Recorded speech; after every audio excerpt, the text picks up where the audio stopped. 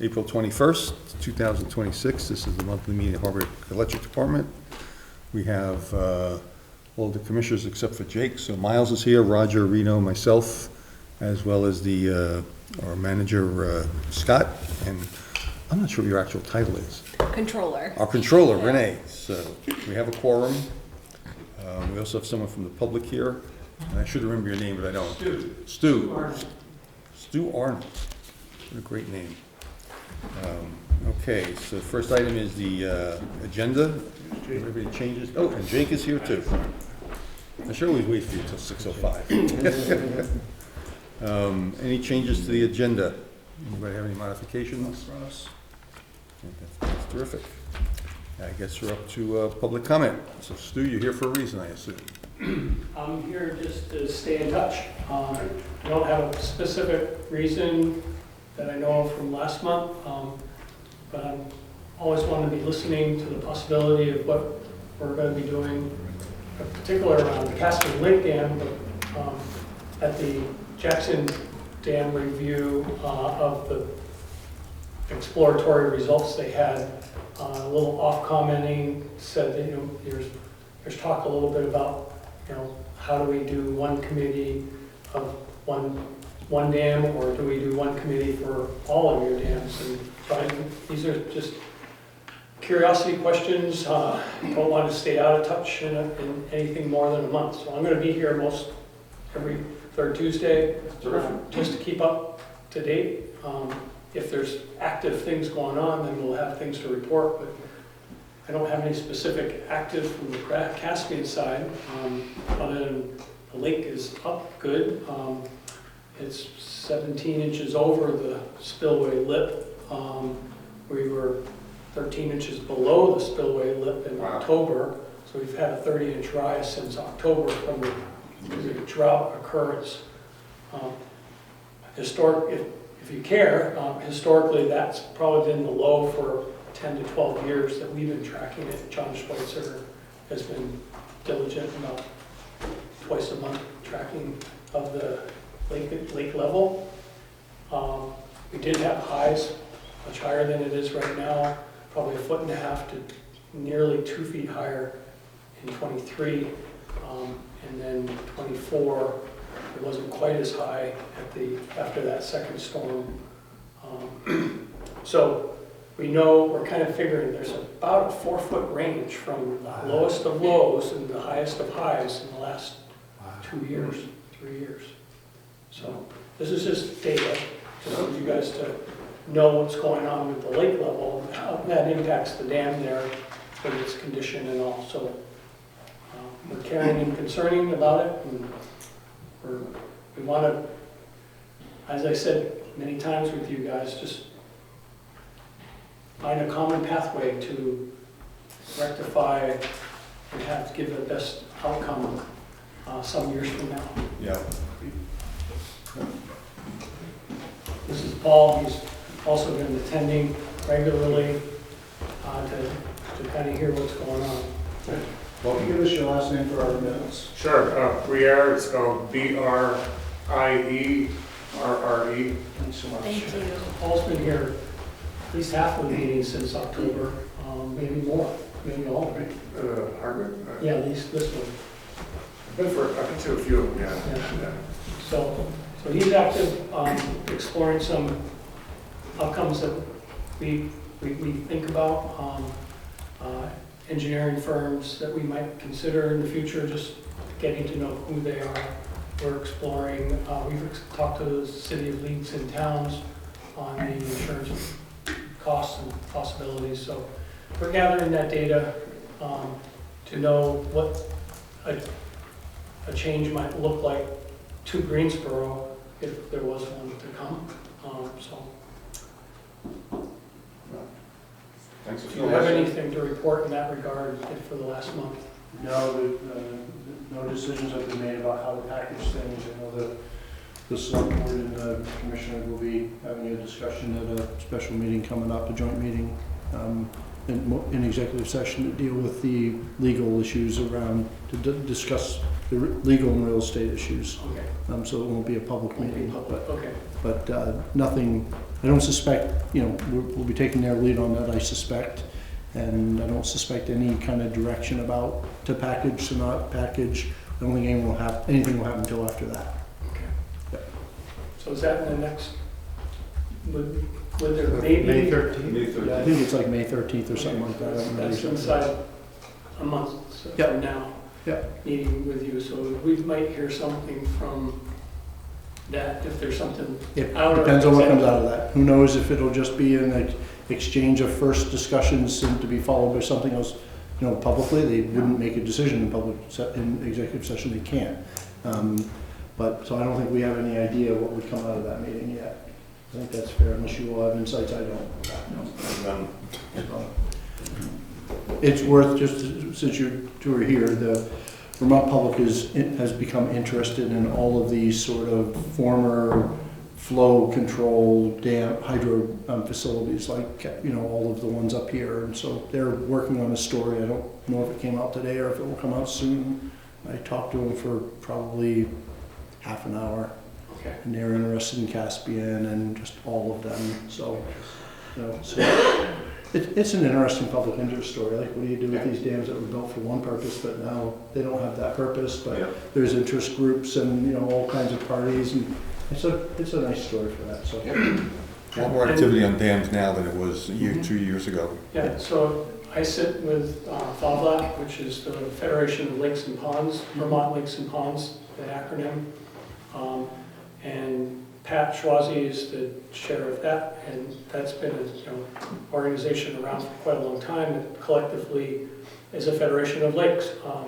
And there's been a dam discussion, we've had probably 4 meetings, hearing about Shadow Lake, hearing about the results at Curtis Pond, hearing about, so there's a lot of different lakes that are experiencing some change, removal, replacement, and there's a lot of discussion. my sense is that this reporter is planning to talk to 10 or 15 people to put this story together. So I think I was the first one she talked to, and she's talking all over the state to places in similar conditions. So I don't know when it will come out, but Okay. for what it's worth. So So again, just if there's something that you think we would benefit hearing, Yeah. invite us. Thank you. yep. And if you wanted to reach out to her, I can't remember her last name. She was a reporter at Vermont Public, the old Vermont Public Radio, not the TV side. Yeah. Abigail something. I'm sure they only have one. Abigail Giles, I think. They probably only have one Abigail. So it'd be easy to reach out to her if you wanted to talk with her. Okay, good. So, That's good to know. yeah. All right. Thank you. Yeah. That's it for us. Okay. 3 more people next time. I like to see other faces, we get bored of each other. Thank you. Thanks. Thank you. Have a good night. Anybody have any comments on the minutes? I move to approve the minutes. Second. All in favor? Done. All right, capital loan. I'm gonna have the person that knows what the heck a lounge means describe what this is all about for you. It's a very simple thing. I gotta tell you, I have never heard the term. It's a new term of art for me, let me tell you. I was like, okay, she came and told me about it. I was like, did you get a typo in the way you're talking? I know. Will one of you please sign the minutes though from last month? It's either new or it's from the 1800s or something. I even had to Google it because I'm like, is that right? But It's a very simple thing. It's yes, just it is very the simple. old C. So for the audit request this year, we have to obviously go through and do a debt schedule, repayment, just a memo of what we have for upcoming debts. And while I was going through that, I noticed that our payment, our monthly principal, thank you, payment and interest for the 2024 capital loan that was taken out was off by $1,000. So I had reached out to Union Bank just to verify the amortization schedule and verify if we had the wrong repayment structure or if there was an issue with the loan documents. And they came back and said there is an issue with the loan documents of $1,000. So it was just off by $1,000. So we actually needed to we had to pay $1,000 to catch up. They weren't charging any penalties or interest on that, but just to catch up with the normal amortization schedule. And we have to change, which is, we have to change the note attachment, basically saying that we all concur with the decision that our principal and interest payment will be changing every month. Or actually, this is yearly. Will be changing every year to be correct for the 33,000 amount. So that's what this is. There's, we're current, there's no issues there, but we need to be all in agreement that the payment needs to change going forward to be on schedule. And were you able to tell how it got confused? I asked them, they didn't really say anything, other than this was an internal error based on, because in all of the documents that everybody signed, it had the incorrect amount. So the way that Union Bank prepped the documents had the incorrect error on there, and the incorrect amount on there. Yeah, Okay. but they did not say no why there was an issue there. So that yearly payment will be changing by $1,000. And do you need, what did you say you need? You need us to? We need a motion, yeah, to agree with that and then sign this document, and then I will bring this to the select board meeting at their next meeting so that they can explain, I'll explain the same thing, and then hopefully it'll be fine and sign as well. Renee included a suggested motion in the packet. And you have it in front of you. And you can change that, of course, it's just suggested. Banks usually like motions to say it exactly the way they want Yeah. it. Usually I don't care, but Yeah. Where is that? in the memo that, as you go through your packet, there should be a memo on this 2024 capital loan payment correction. Yeah. Let's see. Action requested for the board.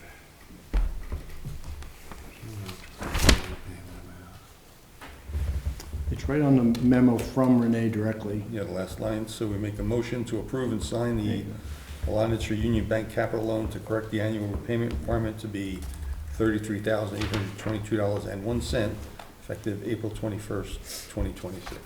I second. Any discussion? Great. All in favor?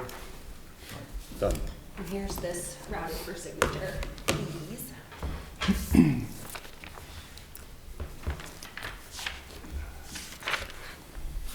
Okay.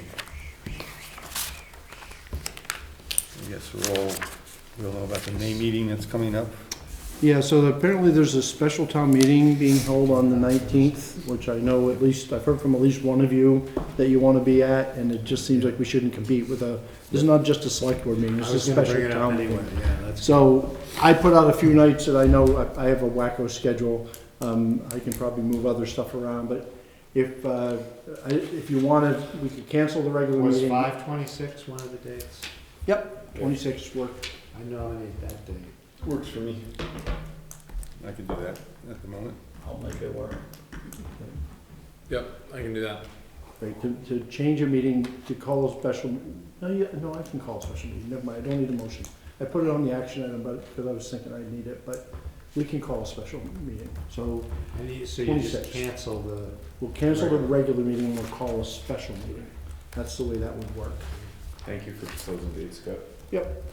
I figured my schedule is kind of crazy, so. will it you might be send out a helpful. new meeting maker? Yep, we will. And delete the old one or something? Yeah, So, 26. Yeah, May 26th, same time, we'll try to get we'll make sure this room's available. You can check with Opie on that, Opie staff on that. Perfect, that's all we need on that, thank you. Okay. That's up to the Flatland Solar Power Supplemental Agreement approval. Yep, so this is the second time this has been here. The first time we were just talking about a maximum cap. They're still working on the final percentages by utility, but we'll be below that cap, so that's fine. But now we actually have the power supply agreement. It's 11 cents. We get all the renewable attributes with it. So it really is right about at our average for power supply costs.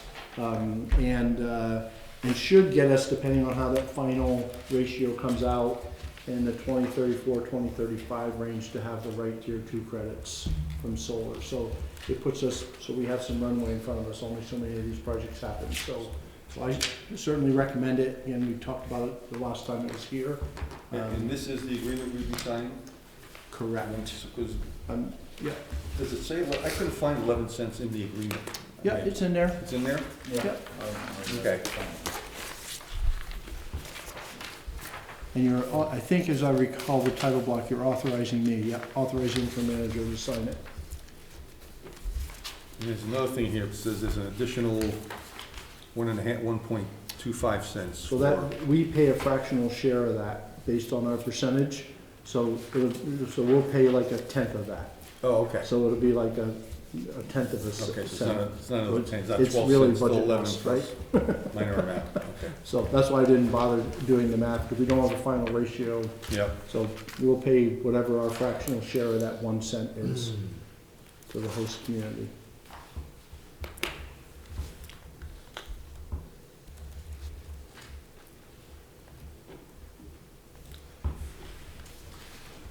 And where's the interconnection to the Swanson grid? Where's that location? I don't even know. That's where they're gonna bring it. Yeah, so it'll go on probably up at the Highgate connector, because that's the biggest thing up there. Reno would know better than me, but that's where most things connect in, and then it just distributes through the whole state. But it's just being wheeled. Okay. We won't actually use that power. It's not the way the grid works, but we get to take credit for it. It actually probably done something to the Volco system. Yeah, probably. That's what I'm saying. Yeah. Yeah. And then it wheels here. Yeah. You know. So You said the 1.2 cents per kilowatt hour is the that's the host Swan community hosting. agreement. Okay. Like if we're a tenth of the share, then Yeah. we pay a tenth of 1.27 kilowatt hour. Oh, So okay. 12, 12 hundredths of a cent. That's why I didn't bother trying to do the math, Yeah. because it's literally budget dust. Just so that's my curiosity. Town of Swanton's So, collecting that. Swanton Electric, Swanton the Electric. village of Swanton through their electric department is the host of is basically that's what they're getting in lieu of a lease. So the price of the project's lower. So Yeah. instead of taking a lease payment from the developer, they're getting a host fee agreement. So. Yeah. Do you need a motion for us to approve for you to sign this? Yep. A motion to authorize the general manager to enter the Flatland Solar PSA with VIDSA upon resolving that the form and terms are satisfactory. Second. Any discussion? All good? All in favor? Yes. Thank you.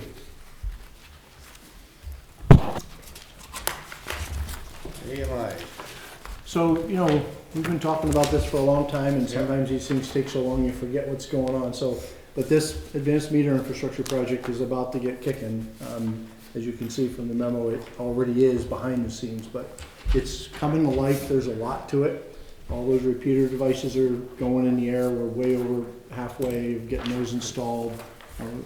And I think the first 3,200 meters either have just shown up or are about to show up, and more will come. So they're all coming in. It'll probably take us 4 to 6 months to install them all in customers' locations, because you got to do a dance between how many you put in the field every day and how many the office can actually get through the software integration in a day. And you got to keep them mapped, or when we go to issue bills that month, the whole thing crashes and you don't issue bills. So there's a dance that the utilities have gone before us have kind of figured out about how many you can do. So that's going on. For that part, it requires that we have, a while ago, we started this process to get an OMS system and GIS built. I think last time I was here, we started that process. And you need that to be able to get the integration to work with our customer integration system. So we actually just did a staff training on the GIS a couple weeks ago. It's ready. Our whole system is in GIS now, and our crew can actually use the tool. Great. And that means Empower is ready to be the interface between our customer information system, Meridian, and Aclara, the meter vendor. It all goes back and forth. So that's pretty much ready. And then last is the is the CIS, the Customer Information System. That's really the critical path right now. We're on a really old version of that, it turns out, that is not as good at doing these things. Originally, they thought they wouldn't need Empower, because their newer versions do it. At least they say they do it. And then they turned out that since we're not on that they can't do it. They can't talk to a Clara. So it's fortunate we already had Empower in place and we're good to go.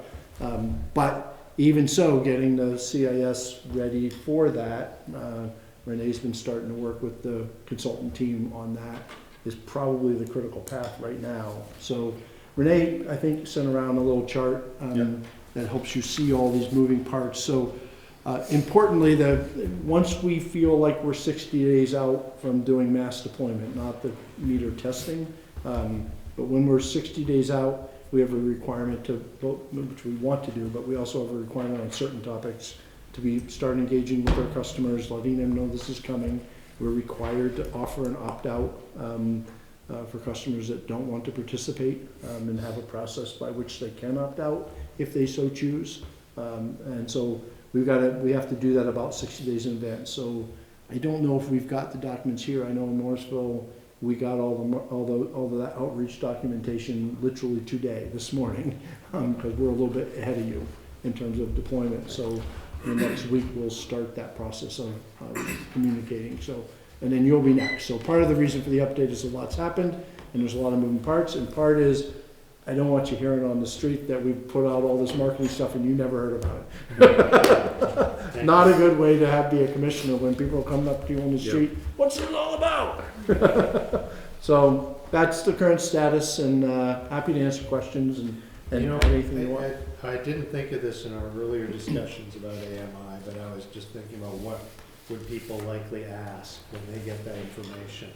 And one of the things they might ask, because we're all kind of used to it now, is, gee, is this gonna change from now I only know my electric use when I get my monthly bill? Do it all the time, Is it gonna be a real-time access portal? every 15 minutes.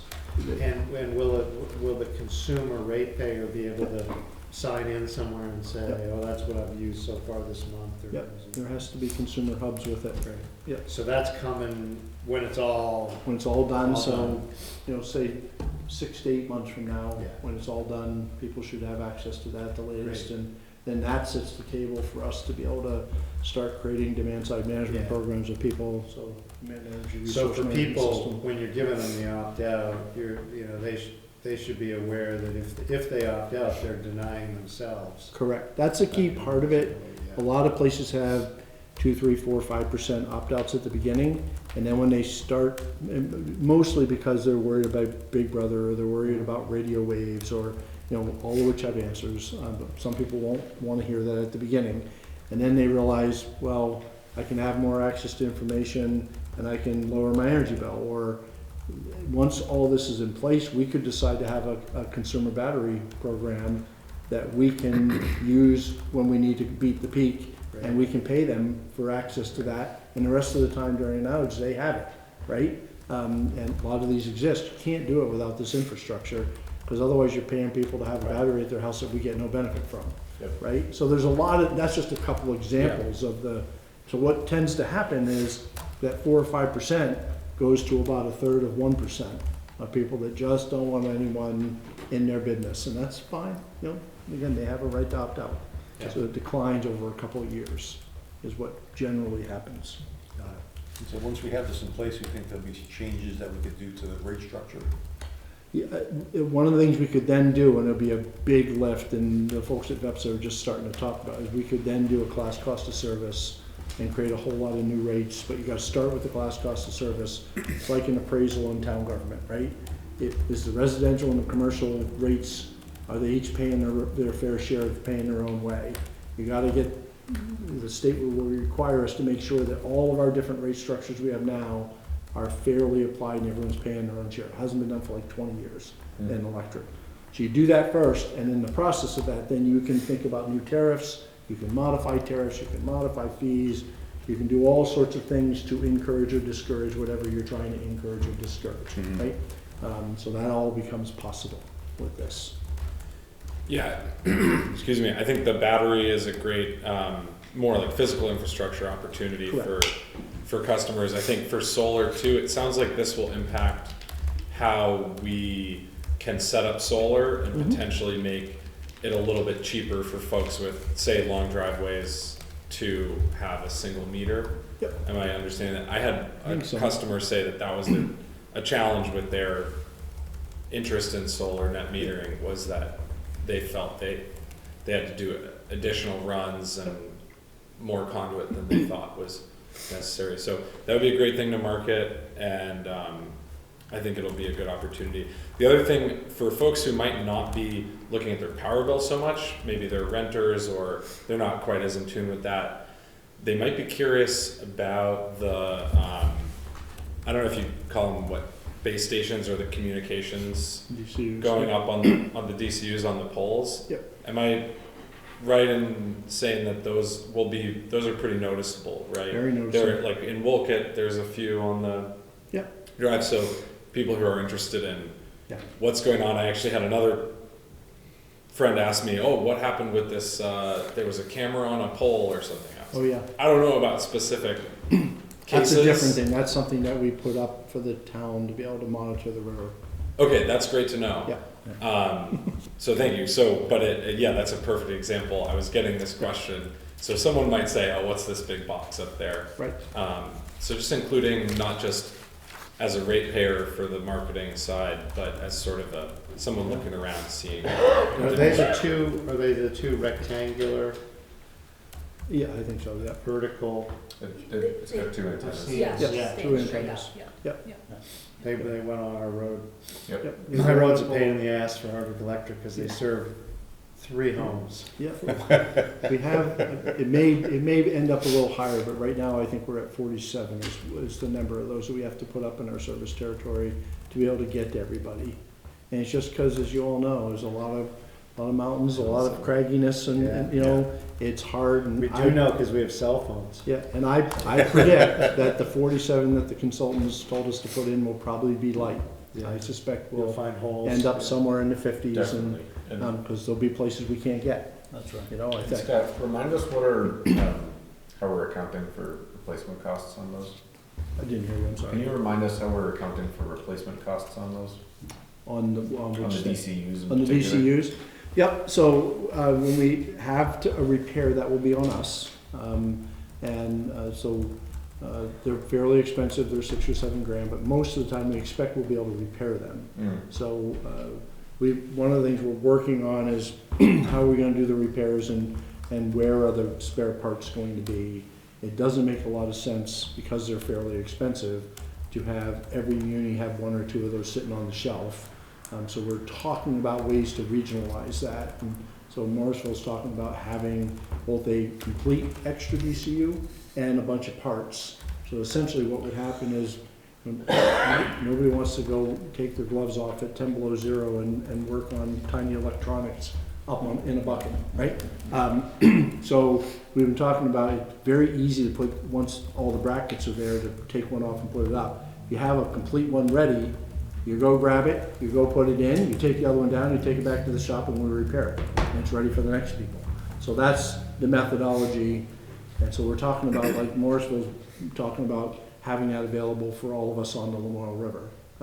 All 4 of us as a place, we can just do it and we'll figure out how to cost share that. Yeah. We'll all save a lot of money. Okay. That's the idea. Smart. I think it's great. From the wireless telecom world, usually advise people about 5 to 7 years Yep. functional life cycle for Yep. any of this stuff with obsolescence Yep. and field use. So repairs aside, I guess, Yep. I assume we're gonna be on the hook for that replacement. We will, that's Yep. right. As it goes forward, there won't be any grant money, so Yep. we'll have to Okay. keep them up. So just something to, It's also good for us to think about, because, Renee's gonna have to figure out how to book the depreciation on it. So if Yep. it's really 5 to 7, that's good to be aware, so we depreciate it quick enough that we're not writing it off at the end. Yeah. great. Yeah. See, I'm Not like a learning about PowerPoint. accounting. Yeah. Yeah. That's a great thought, though. Yes, it is, yeah. So, good, thanks. And these, the other key thing with AMI, and again, it will pay for itself with all these other ways we can make it work for us. But old-fashioned meters lasted 20 or 25 years too, because they're just mechanical. Yep. These will probably last 10 or 12 years at most. So the new meters are transmitting to the DCUs? Correct. Oh boy, yeah. About every 15 minutes. So one of the things Yep. about radio frequencies, everybody will call and say radio, it's like a few times an hour. Yep. And they're calling me on their cell phone, right? Yep. So radio, everyone will have that concern, but the answer is they don't transmit constantly. No, I'm saying oh boy from the life cycle standpoint. No, I know, Yeah, I'm just yeah. giving you the answer Yep, when you get yep. asked on the street. These will not be transmitting Yep. constantly. It's a few times an hour. Not an issue. For reliability, I'm sure this is thought through, but are we, what's our failover to, say we have a DCU that goes out or? Yep. So the meters themselves every meter holds at least a month's worth of data, Okay. 15-minute increment data in it.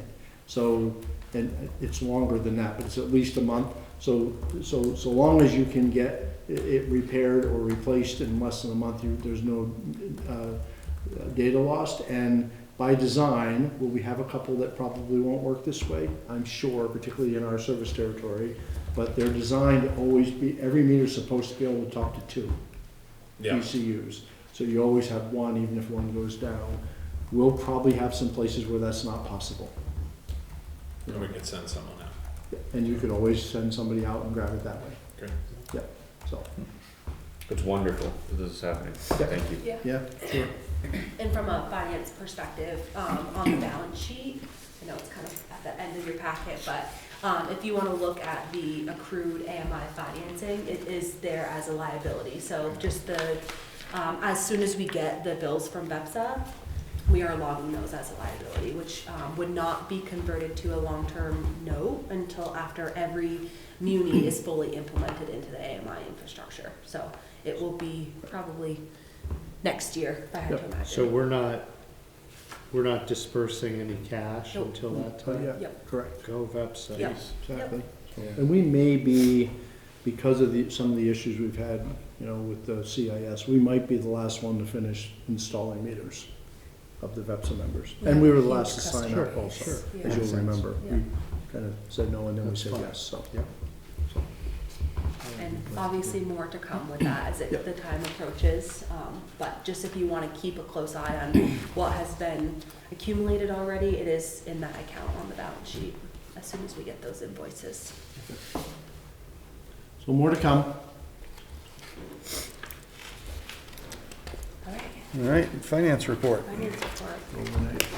I apologize. I am facing some allergies in here. I don't know I what. am too, when I walked in, know. it hit me. There's So some I'm being mold or annoying something and in sniffling here. all the time, so I apologize in I advance. feel it in my eyes and my. Yes, I just all of a sudden. Anyway, so at a high level, operating level, we finished the month of February with a small deficit of 37,000. I know in the last meeting we had talked about the expected power costs coming up in February, and as we expected, those were that was highly above the projected budgeted value for purchase power. So you will see that was a huge, thank you. Awesome. Thank you. That was a huge impact to ending the month with a small deficit. I wanted to just chat, I added this was not in the memo, but I wanted to just make sure that you guys were aware of the power invoicing structure that we have, and it directly impacts our balance sheet. So if you are looking at the purchase power on our balance sheet as a liability, it's over $1 million right now. So that would be basically articulating that we owe BEPSA $1 million in power that we have not paid for. And I want to make So sure that shows up as an accounts payable? it shows up as a liability on our balance sheet, yep, under our accounts payable section. Yep, I think, yep. I just want you to be aware that when we receive a power bill for the month of February is a good example, and we receive it in the middle of March, even sometimes later than that, we will backdate that invoice. So when you're looking at the financials for the month of February and you see that power balance, that we've accrued that much liability for BEPSA, it's really not, we have made several payments since then, so it's not the whole picture. That's just because we backdate that invoice for the month of February. So it shows a huge chunk of payables that's outstanding. So just to give you, we had talked about this earlier about cash flow, but just to give you a bigger picture there, when at the end of February, we really ended with roughly 680,000 of outstanding power bills for VEPSA. We are paying another one tomorrow, so we just have the month of February power bill left, which is roughly $500,000. So it's not that $1 million liability figure in February. There's several payments that have been made in March for those outstanding payables. So I know sometimes that number looks a little scary when you're looking there and you're like, oh, that's creeping up, but Yeah, it's and really we just trending. wanna know, I think, if any of it is because it's past due. Yeah, no, You know, if it's yep. going up because we're past due. Right. That's a red alert for us. Yep, and I will be happy to continue monitoring that. I will say, I mean, power is our biggest bill, right? Yeah. So when we are monitoring cash flow on a week-to-week basis, we're doing our payables, and I mean, you're looking at right now bills each week for VEPSA that run anywhere from $120,000 to $200,000. So really, it's just, I mean, we talked about this earlier, but the mechanism to, okay, what are we gonna pay this week in that large chunk? Sometimes, you know, we've been doing off weeks, so one week we pay a ton of small ones, right? Yeah. The next week we'll pay a really big VEPSA one and some small ones, but nothing is outstanding for our payables. I mean, it's just the power. In other words, it's not past due. Right. Nothing's past due. Correct, yes. And just, Yep. since you were talking about this, you can see the Hardwick line here. This is the gets at the power supply up on the screen. Oh, this is So great. we've actually been selling, we said it was really cold and we we're gonna sell more power, so we're 6% above the projected load Yeah. in February. Unfortunately, we're not generating any hydro. Yeah. And our coverage ratio is not very good because we try to be about 98% covered with contracts, which means we were on the market when power supply was $1 a kilowatt hour, we were buying 10% of our power at that rate. And then here's the number that, you know, we're hearing about. So $140,000 and just in power supply costs extra. Yeah. So 14% difference. So just a quick snapshot, I like that. That's a really nice. Yeah. That's something that slide. VEPSA gives us every month. We see that. It's usually unremarkable, so I don't bother. Now, go back to it though. I was just looking at the Hardwick line. What if we all zoom back out and say, are people doing better than us or worse than us? And you probably have a feel for this. Yeah, so Like- it kind of depends on. Morrisville's close to home for you. Yeah, so Morrisville, you can see our number's a lot bigger. Yeah. Some of the reason for that is we, in addition to we have multiple things going on in there with new units coming online and all kinds of things. So we got hit pretty hard and our hydro generation was down. You were projected to have 0, so it didn't hurt you as much. Yeah. We were interestingly, Stu was telling you earlier that that we're out of the drought. We were still squarely in it in February, so hydro was not generating well. It's the spring runoff that kind of came back. So we got crushed because of that minus 29% number, for example. And, Swanton, their hydro's not running hardly, and Barton's been out of shape. So a lot of this, the big difference is how are people doing with their hydro? hydro. Is really kind of the biggest difference. Got it. Could Do you you- send that slide around, Scott? Yeah, happy to. Yeah. I wouldn't mind seeing this every month. Happy And to. We get it once a Yep. month. I am curious if, I see hydro generation and solar in there as far as the variance goes, or? Yep. They add them together is what they do with that, Jake. Okay. Yeah, I think that's what they do. I think they kind of combine those. And are there any other generating assets that I'm not thinking of? For us that we own, I I guess don't no think one has we- wind No on one, their system. none of us own wind in here, and that people have widely varying amounts of solar. Yeah. So, yep. So Is people do make different decisions about coverage ratio. I was gonna ask, the next thing was, do you have an opinion on coverage ratio in the kind of the long-term planning? Are you always targeting 100%? I have, until recently, I've been in the 95 to 100 range, Okay. and with the dysfunction that I see in the markets, really the way ISO New England has managed the markets, I'm actually trending towards an even higher Yeah, number. because the penalty for Yep. being off The is. little bit that we lose in the summer by being long and selling short, Yeah, gets made up when it's cold. So because hydro's gonna be down next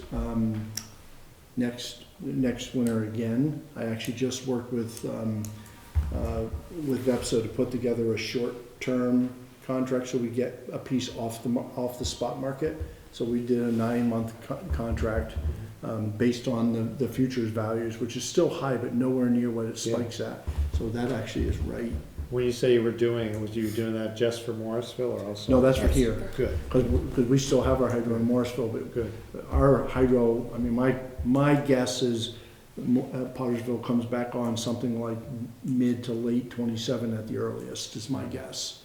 So next winter, we gotta go through it. So this is the futures prices on the ISO market.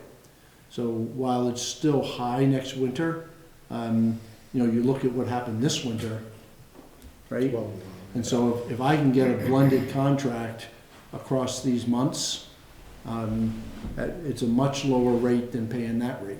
Yeah. Right? Yeah. So they just purchased that for us.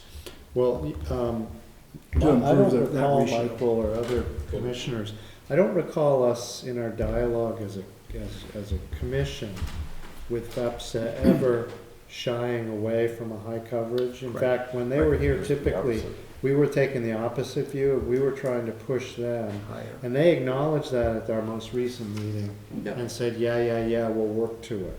Yep, So and they're all if you could over. now hold them to Yeah. account and really, I think it's our view that we want to be, High. I mean, I don't think we want to be different than Morrisville. Correct. You We're know, gonna be better than Morris. yeah. We have a better GM here than they have in Morris. Yeah. And you can see most people, most everybody is now in that 93 to 100% range. The people that are out of it are because of hydro. And so when our hydros are running, they're up there as well. But ours is so definitely off and permanently off that we can just ignore that. That's right. Yeah. So this just means, because again, you were projected with no hydro. So this just And so was, there was a mistake made this was because we that as a 6%. commission didn't say 90%. no, that's right. You didn't, but Somewhere there was a crosswalk. the mix is this number. So you didn't hit your coverage ratio. This is the actual coverage ratio. You didn't hit the right coverage ratio because of how much you sold. You sold 6% more than projected. There was no power supply under contract to cover that. You sold some we didn't have? No, Yeah. Does that make sense, Roger? No, it would make sense if it's at 94. Correct, but I think we're projected at 98. So that at least gets it close, but I've been working Same with, point. I've been I working mean, with. you're gonna do it way better than I've we been can. working with VEPSA to bump that even up more. Great. And again, at least right now, we got that short one for next winter Yeah, to cover this while the dam's down. yeah. okay, so that's a 9-month. Yeah, so And I had them start it, in, I think it was the end of June, as the heat comes up for the summer, so we Okay. don't get hit again in the summer. And unfortunately, we have to have it for the shoulder season in the fall, then get us basically through Yeah. March. And then that will end, and we can reassess when we really think the dam's coming back up, if that makes sense. Is that an essentially flat purchasing agreement, as in we're purchasing So much a day. blocks as opposed to, we're not purchasing based on demand? And is there No. any contract type that There used to be would shaped, track something there like used to be this? contracts that you could shape and Okay. buy so much based on projections, and if you can get them now, they just absolutely annihilate you on them. Okay, They're not Okay. worth buying. It's better to just buy a block. okay, Period of and time. cover your anticipated load and Yeah. then. Yeah. um, So that's what we did for the short term. I don't think anyone else has done that in VEPSA. When I asked about that, they were like, oh, that's an interesting idea. And I said, it was just because of the hydro. That's why I wanted to do it.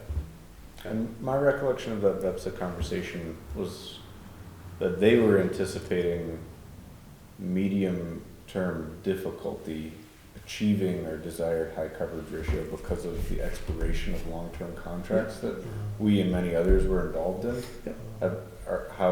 How's that all going? So they're actually doing some market work right now to figure out what will replace some of the expiring contracts. It's possible that will extend. Stetson Wind and Maine might extend, but it might be Brookfield might price that too high because that's owned by Brookfield Energy. So that's unknown right now. And then there's another one that's expiring. I don't remember it, but so they're actually collecting bids right now from a host of people that have power supply available that has all the recs and everything come with it. So we should have something on that in the next few months. Okay. Yeah. So this is like But a they're 1 to confident. 3 month for those things shaking out? I think so. I think that's what their anticipation is. They know we all are gonna start having gaps if they don't. Great, So, sure. thank you. Maybe next meeting, what I'll do is we'll do an, help me remember. Yep. We'll grab this whole power supply piece and walk you through it and see which other pieces you might like to see, either all the time or from time to time. That'd be It's great. like a 6 or 7 slide. They do it every month at the VEPSA board meeting, and Great. easy to walk through. Yeah. It's stuff I understand, so I can't do it like the VEPSA staff, but I can do justice by it. Certainly of interest for me. Good. I interact like the GMP peak events quite a bit at Yep. work, so Cool. seeing when we're getting peaks and Yep. we actually had a few recharge events come in too that meant there was too much supply on the system and they were looking for assets to take power off the network. So definitely of interest. Cool. Great. Okay, thanks. Sorry, I interrupted. No, your that was financial very, plan. very helpful. No, very good. I realized I had a piece of data that might Yeah. help your story, Yeah, no, that's great. so keep going. Okay, so we'll jump into cash flow, if that works for you guys. So I wanted to highlight that on the finance statements, you'll see cash flow at the end of February was 576,000. This was a little inflated just because of our AP cycles in the month of February. So we only have 3 runs of payables in February, just the way that things worked out. And so we did do an additional one in March. So just a little inflated. We did just timing difference there. Just wanted to call that out. I did add in a new cash received snapshot on page 32 of your packet. I wanted to create this, and if this is not helpful, please be very blunt. I'm happy to adjust things. But I wanted to just show a snapshot of cash receipts during the month and what they're coming from. And hopefully this will just give you a high level of what type of cash is coming in the door each month. And then additionally, I created a new funds dispersed snapshot. So what we paid in the month of February, I wanted to highlight basically the large payers, so you can quickly see at a high level where the cash is being absorbed each month. What page is that? Page That's the last 44. one. Yeah. Sorry, the page numbers got wonky squirrely, when we yeah. converted the doc, so we'll be sure to watch that next month. My suggestion would be, this is kind of cool to see this one time, but I'm not sure it's informative on a one-time basis. I'm not Okay. sure if it's that illuminating as an every month. Well, I noticed that we send a snapshot of our accounts payable every month, which is like 10 pages long. So all of the payments that we make. So Yeah, I the was reason for that is, it's because of the old embezzlement. okay. It's to put us, to give us that kind of really granular line item detail, Okay. so that there's visibility to Of what where it every is. dollar goes. Yeah, Like, yeah, everybody gets, Yep. Yep. that's, as opposed, so that's the words. Yeah. It's not because Yeah. it's fun to look at. or No, and anything I just else, but think it's kind of cumbersome to It click is. through that, and so I wanted to just try to create a high Find a level. summary. Well, let's keep thinking about a way. Okay. All right. A way to picture it. I applaud that you're working on new I'm ways happy to to look at adjust this. It's anything great. that I can articulate the financial status yeah. each month easier Yeah. for you all to absorb. Okay, the audit visit, so Barry Dunn was on site last Monday. They were here for probably only 9.5 hours. They weren't here very long.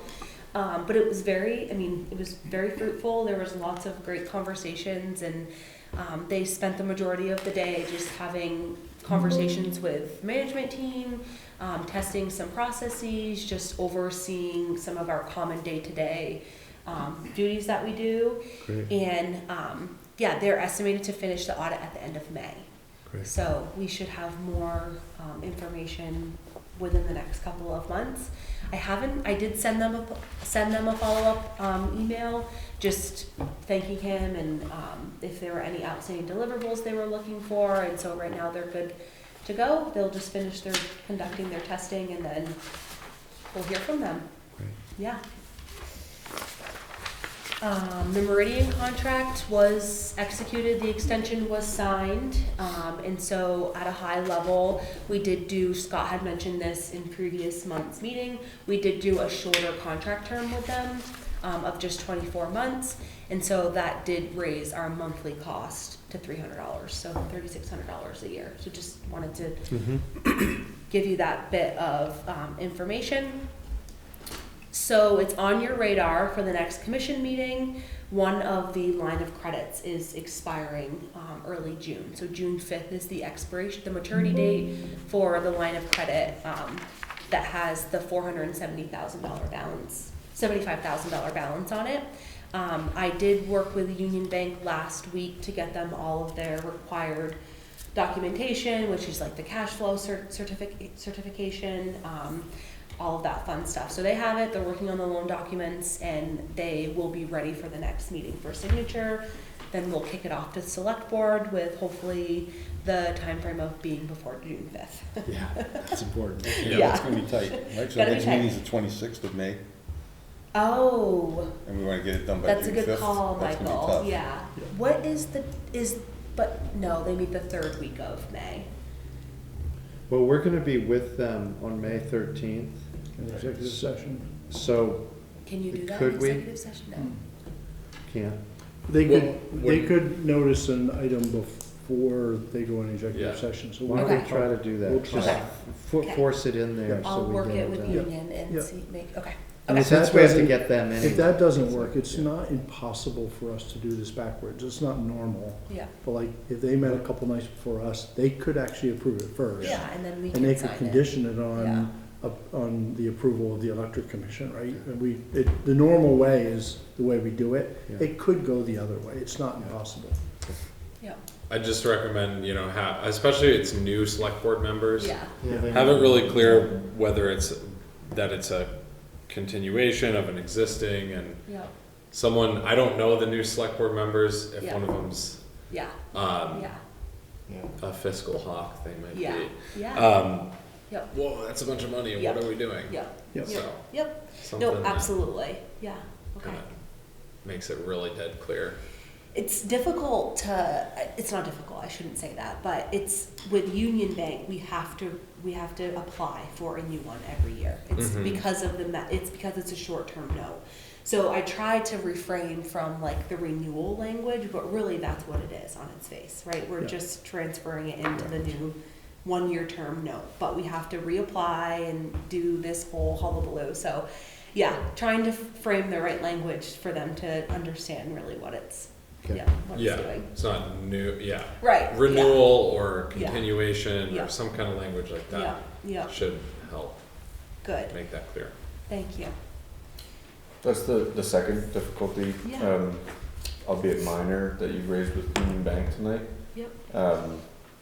I guess as one commissioner, I'd just Yeah. say, if it's a banking relationship that is not serving you and by extension us, just be aware of it and know that you have support at our level to shop.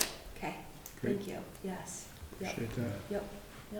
We've had several Keep sidebar it conversations competitive. regarding a similar Yeah. conversation. The so. challenge has been so we should always be looking in. The challenge has been that when we've tried to go down that path before, other banks are very excited about it. And then when you get to make the paperwork, they don't know how to do something with a municipal electric utility, and we end up blowing it up, and going back to Union Bank, so that's, but we should keep looking, there will be somebody out there that can figure out how to actually Well, work. it also brings us back to the conversation you've had about, that's another argument for VEPSA to be in the middle of all this. So Correct.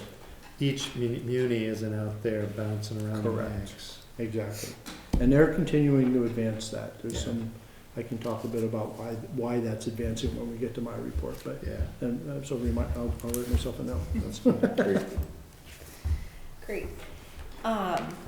Two very quick things that I did not put on the memo that I just thought of today that I Yeah. wanted to mention. I don't know how many of you are on social media. We know it.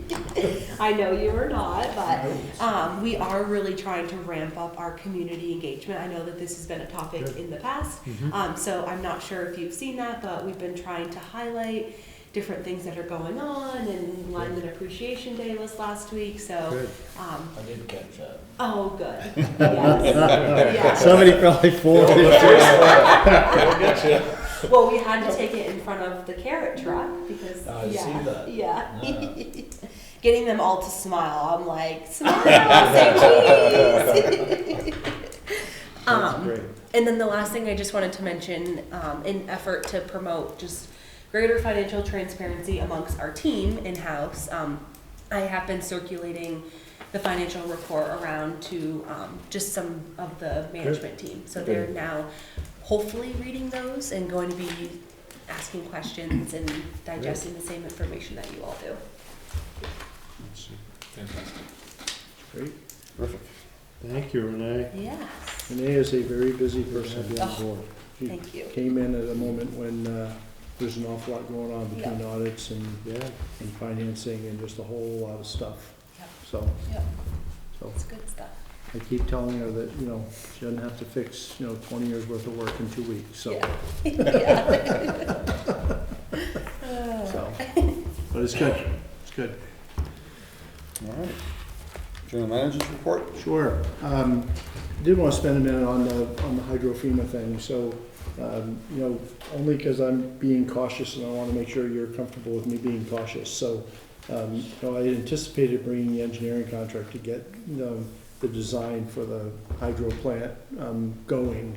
But since we still don't have a deal with FEMA on the recovery money, and any conversation I've had with most of you has been like, there's enough uncertainty about FEMA to begin with. And it's not a new issue. The reason it still isn't resolved is the big, long Health and Human Service, or Department of Health and Human Service shutdown that happened. So no decisions were happening inside FEMA during that period of time because they weren't allowed to work. So I don't think, I don't believe it to be a substantive issue, but I felt like I should cool my jets and not bring that contract to you this time. So that's why it's not here, but, I guess it's partly to inform you that I'm dragging a bit on that one, and partly to make sure that I've read you correctly about being cautious about this FEMA stuff. And this latest engineering one is to do which design? To start the design on the penstock. And So, I've got a draft contract. I haven't even bothered to look at it because I knew I was not going to move it forward, but usually you're talking about like a 20% of the total cost contract. So 20% of, 6 million is not trivial, yeah, right? 20%. I wish I used to get 20%. Well, that includes construction, inspection, the whole thing. I mean, Yeah. soup to nuts. Yeah. And we still one penstock, two penstock, has that been decided? No, that's part of what has to be evaluated as part of the final design. All they've done is preliminary designs, and they, to get the money from FEMA, what you're mandated to do with recovery is give them the price of what it would be to replace it in kind. So if we then decide we'd like to spend less money and only put one penstock in because we only have one generator, we're allowed to do that, but we're not allowed to do that in the first phase when they're saying your upset number is 6.5, right? So 6.5 is to do both of them. It's not 50-50, generally speaking. I would say when you take a piece like this out, it's not 50-50, it's probably 60-40. So you probably say 40%. 70-30. 70-30 maybe even. So it's not like it'll go to 3 million, but So it the might f- go to 4.5. So the first part of their work is to do the evaluation of what to do. Correct. So, obviously, the engineer would like to get going, and I've just said, like, there's still too much financial risk, like, we'll get going when we can, so. And do we have a sense of his time frame to do his work? This is a fairly big project, so I'm thinking it's like an 8-month design process, I'm thinking we go to bid like early next year, hopefully get it bid while, people are hungry. Wintertime's a good time to go to bid, because, contractors are hungry lining up next year, and so that's why I'm saying, I think late 27 is about as good as you could do to bring this thing back online. If they can get the materials, for a 6-foot penstock, that'll be the challenge. When you get the materials, it's not that hard of a job to install. It's not like a complicated, it's a big pipe. You get a bunch of cranes, you Yeah. move the material around, and you weld it all together, if that's the way they decide to do it. And you anchor it like crazy to the bedrock all over the place, so it never floats again, and you're kind of done. I mean, this is not like, usually it's like design is 6 or 8 months, and then for a project like that, you've got 3 years of construction, right?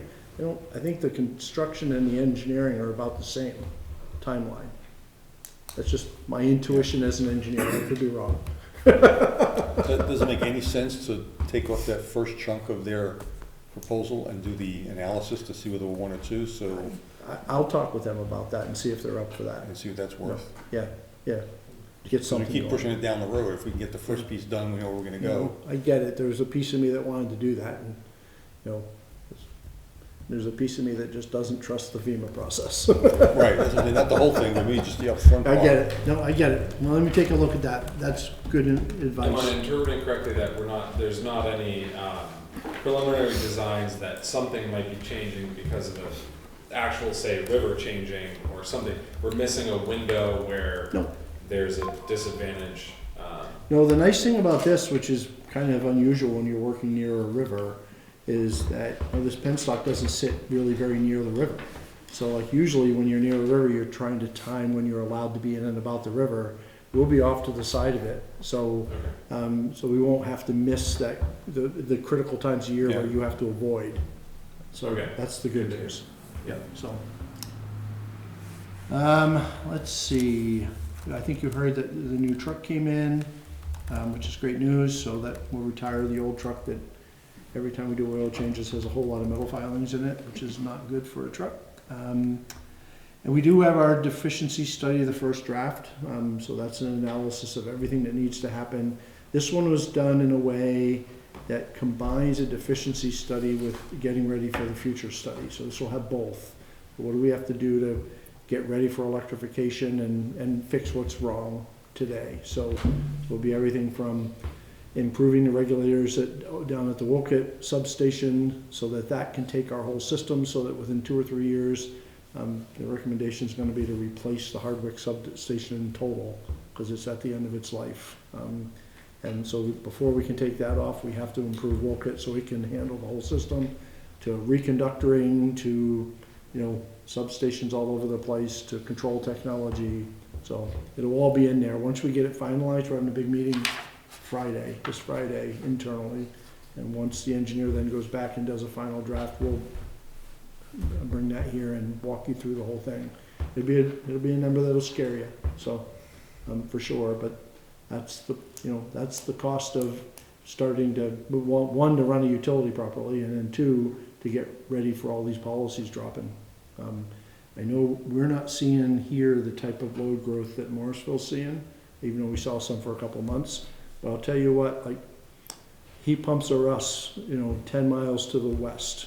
The amount of load growth we're seeing and the volume of customers that are getting moved onto the demand tariff, because we haven't modified the demand tariff as we talked about earlier, it's crazy. Really? It's coming this way. That's helpful, because that's more meaningful than hearing about, well, in Chittenden, this is what's happening. It's hearing about what's happening in Morrisville. It's Well, coming. it's still a different world, it's a It closer is. world. Yeah. It's working its way. Yeah. And even the volume of 400 and 600 amp services that we're getting asked to put in instead of the old 100 and 200s. I mean, people are getting, when they're building stuff, they're getting it ready for an all-electric future. And is it new construction that's driving it, or A lot of retrofit? some new construction, but a lot of renovation. You know, we actually got in a little trouble in Morrisville because when we submitted our quality report this past month, we included a note that we were starting to experience a lot of residential transformers blowing up. And we posited, which we probably shouldn't do in a data-driven report, that was because of the installation of a lot of heat pumps and EVs that we didn't know about. They then asked us to go get more data, which we did have. We were able to convince them that actually that is what was causing most of it. You're talking power, you were doing a power quality Yeah, report, and the heat pump, the compressors push K-bars on? yeah. You're And so saying? then the heat. Do EVs have that same effect? Yep. Okay. The only benefit of EVs is most of the time when they're coming on at home, they're mostly charging overnight. Yeah. But since the peak is all moved from 5 to 7 to 7 to 9, Yeah. they're usually now plugged in during the peak, the new Right. peak, which is not helpful. Okay. So, and that's why, you know, Time I don't to- know where we are. Did we do an EV time of use right here, like most everybody did? So we might need to discuss that. Because that's actually something all utilities are supposed to be evaluating a way to create benefits for EVs, which the benefit for us is we've moved the charging off the peak. Yep. Actually, we are part of that. It's the Power Save program. There's a pilot for that, so that would. Are we doing it with any of our ratepayers? I don't, we're like lagging. It got, you know, it was something, for whatever reason, we hadn't started doing it late last year when everybody else was developing theirs, and so we've been lagging. So the first step is to find a few friendly EV owners to kind of pilot and work through the initial steps, and then make it wide scale available to people that have EVs. And the notion is basically everyone does a slightly different design, but you use the control technology you have on your app already. You give us access to that so we can monitor, and you program your thing to run it from 10 at night to 8 to 6 in the morning, and you get a lower EV electric rate. If you do it other times a day, you pay more than the normal rate. So because the you're not information compliant. both on kilowatt hours used and time is coming Correct. off the app. Correct. Interesting, okay. Basically using all the API data to just Yeah. funnel it to us through VEPSA. They've developed the system with a software vendor. So, Does the deficiency study have power quality? I don't Included, or believe is that that- has it in it, not yet. Okay. So, And that's so variable? Yeah. So, Second to second. we usually have to talk about power quality in our integrated resource plan. That's where we end up talking about that and what we think is gonna happen as part of that. So, more to come on that, and we'll spend, it may be like, other than a finance report, it may just be a meeting, to really dive into that report, once we have a final one for you to look at. So. And let's see, there was there's a couple things. So we were talking about the financing at VEPSA. So what's ramping up there right now is two things, both related to Velco and Vermont Transco, part of Velco. So one is that, you know, the appetite, again, in part because of electrification and in part because of ISO New England decision-making, the need for improvements on the Velco system is massive. Like, I think the new statewide transmission program identifies way over like $2 billion with a B of improvements that need to happen. So the old calls where each year they're asking a little utility like us to come up with 200,000 and wash that through, you know, VEPSA to like, so that those numbers, we're all gonna be adding zeros to that, right? And so even like Vermont Electric Co-op and GMP and others are saying, well, VEPSA, could you like form that capital for all of us now, not just for the munis? So they're talking to big banks about forming capital now for that. And then the second piece is a recent FERC decision that actually is about a 15-year-old case that they finally decided about what is a fair rate of return on transmission infrastructure. There's been this like 12% guaranteed rate of return for a very long time, and that got challenged about 15 years ago. So they finally decided the case and said that the number should be somewhat lower. You'd still arbitrage and make money, just not as much as back in the day. But they did an odd thing, which is they made it retroactive 15 years and said refund the money. And so what's gonna have to happen is there's gonna have to be this massive borrowing to figure out how to refund the money. And then, again, over the arc of time, we're all still making money on these deals, right? Still makes good sense, but I forget the number statewide, but it's a really big number. It's like tens of millions of dollars that has to get formed to deal with that FERC decision. Now, that FERC decision will get appealed and probably, go up the court system, so it's not a done deal yet. But it's odd that when they dragged their feet for 15 years, they then decided to go retroactive the whole way. Yeah. So that's another, so they're also getting ready to form capital for that. So I just wanted to bring that up because of the conversation we had earlier of, is VEPSA moving on forming capital? You betcha, they're starting to move. And the little piddly amounts we'll need to add to a note like that won't even be dust, right? So it should get easier to do that, so. Well, it's so interesting because the political sentiment right now, I think, around the country is, whoa, whoa, whoa, electric rate inflation is killing us. Yeah. We want our elected officials to get a lid on this. Yep. And, That's going the other way.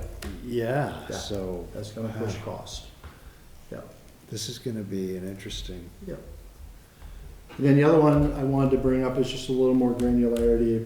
While they were still here, I wanted to share that this story's coming, but just so you're aware of the sort of themes I offered to the Yeah. Vermont Public Reporter. I think it's things that we've talked about here. So I noted a couple of issues that at least I think are there with the study about Jackson Dam, the notion that it's gonna fail catastrophically when concrete dams don't fail that way. The Yeah. fact that there hasn't been a downstream analysis of impact if you take it out. yeah. Just how big the removal of the sediment is Yeah. and how much that costs. And I also talked about that they won't be looking at the electric department to pay any of those bills because there's no Yeah. electric benefit. Yeah. So push that. And so they also want to talk a bit about Caspian. I noted it's a complicated thing. Everybody wants to have the access area, but who wants the dam? So I just wanted you to know I put Good. those sort of guardrails that we've been talking about out there. Great.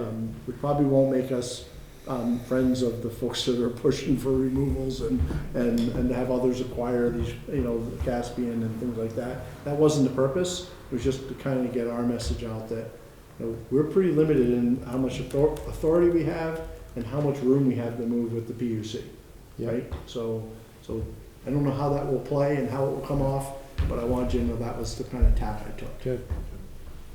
Excellent. All right. Will the joint meeting be available for Zoom?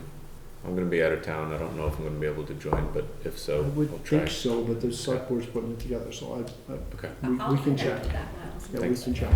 I would think they would. Yeah, it'd be helpful if every meeting we had that option. Yeah. Otherwise, you'll lose one of us, yeah. Yeah, so I think that'll work. What time is that meeting? Do you remember? I have it in my I have it in calendar. my Give me calendar. a second. Yeah, I probably do too. Yeah, they did send out a meeting maker, so. I have 6 o'clock on my calendar that Yeah, might me not be. too, Oh, 6 to okay. 8. I don't really have any of the dial-in stuff. I have 6 to it, 8. 6 to 8. I have it Yeah. on my calendar, but I don't have all the I don't details. have information. Which for is just remote like access. last time, Okay. All right. where, as we got close to the meeting, we started saying, hey, we don't have I need ready. the link. Yeah, So 6 to 8 is what I have. Cool. Thank you. The next select board meeting, is that May 7th, first Thursday of the month, I believe? What'd you say? The next select board meeting. Oh, okay.